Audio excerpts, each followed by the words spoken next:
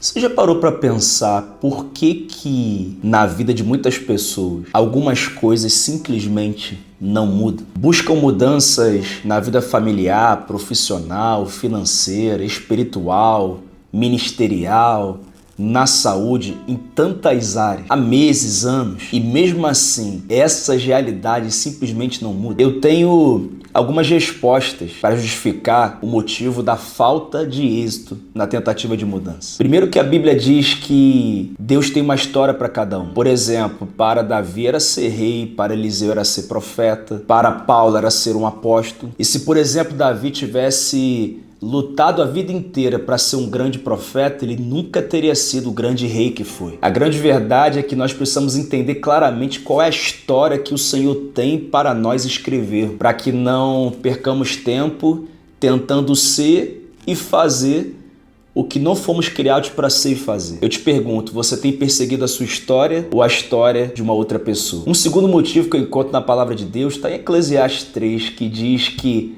há um tempo determinado para todo propósito. Ou seja, existe um tempo para tudo acontecer. Algumas coisas não aconteceram na vida de algumas pessoas porque não chegou o tempo de acontecer. Ainda não pode tirar a carteira de motorista para dirigir. Da mesma forma, muitas vezes nós não temos ainda idade, maturidade, ainda não temos o que precisamos ter para poder ver essa mudança acontecer na nossa vida. Mas há um terceiro motivo pelos quais algumas coisas simplesmente não mudam. E esse motivo é o meu foco maior nesse vídeo. Preste atenção nisso. Algumas coisas não mudam não porque Deus tem filhos prediletos, favoritos, não porque Deus faça acepção de pessoas, porque a Bíblia nos garante que em Deus não há parcialidade. Mas algumas coisas não mudam na nossa vida porque o nosso comportamento está errado. As sementes que nós estamos lançando não nos darão a colheita que tanto queremos, porque são as sementes erradas. E eu me lembro do relato do paralítico do tanque de Betesda, que é citado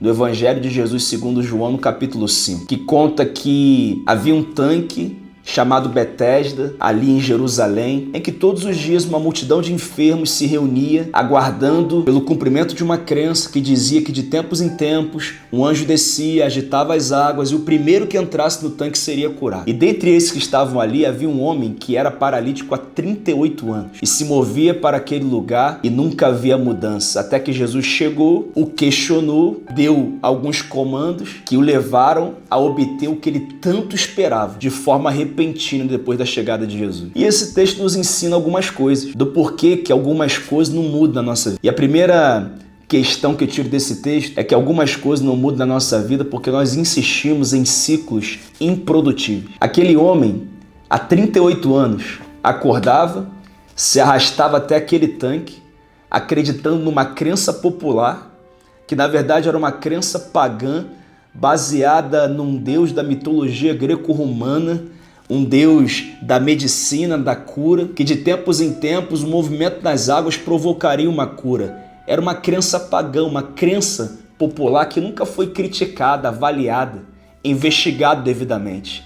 Ou seja, já eram 38 anos, viriam mais um, mais dois, talvez mais 30 e nada aconteceria. Muitas pessoas estão vivendo o mesmo ano várias vezes, ciclos improdutivos, repetindo os mesmos comportamentos na família, na carreira, no ministério, na vida espiritual, na saúde física, como foi, por exemplo, com o povo de Israel, que viveu anos, dezenas de anos no deserto com os mesmos comportamentos, murmuração, idolatria, impaciência, libertinagem e tantos outros comportamentos que fizeram não que eles vivessem 40 anos no deserto, mas viveram o mesmo ano 40 vezes. E você? O ano tem virado, mas o seu comportamento também? Nesse texto eu encontro também um segundo motivo. Algumas coisas não mudam na nossa vida por causa da história que nós contamos para justificar a nossa paralisia. O texto conta que quando Jesus chegou até aquele homem e perguntou: "Você quer ser curado?", o que parecia uma pergunta absurda, né?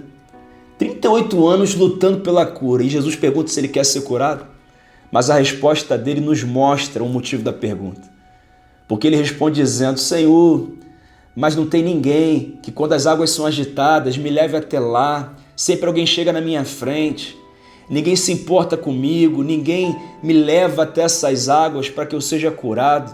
Ou seja, a história que ele contava é que ele permanecia paralítico porque terceiros não o ajudavam, não faziam por ele aquilo que ele precisava. Que nem muita gente diz que o casamento não muda por causa do cônjuge, que a família não muda por causa do filho, do pai, da mãe, que a empresa e a carreira não evoluem por causa da economia quebrada do país ou de uma pandemia que aconteceu anos atrás, que o ministério não flui porque não é oportunizado, que a vida não dá certo por causa das dores que viveu na infância ou na adolescência. Eu não estou dizendo que as dores não são reais. Aquele homem era um paralítico, 38 anos vivendo aquilo. Eu também não estou dizendo que as suas dores não são reais.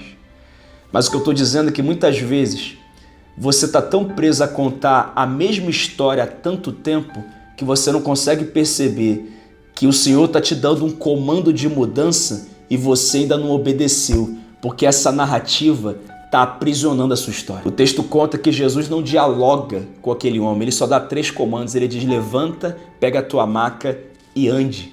E o texto conta que o homem levantou, pegou a maca e começou a andar. Ele começou a contar uma nova história. Naquele momento, Jesus quebrou aquele ciclo improdutivo através de uma ordem que foi obedecida por aquele homem. De repente você está ouvindo o que eu estou falando e a pergunta que eu faço para você é: por que nessa área as coisas não mudaram? E você já está pensando na história que você vai contar. Porque é a mesma história que você conta há meses, há anos.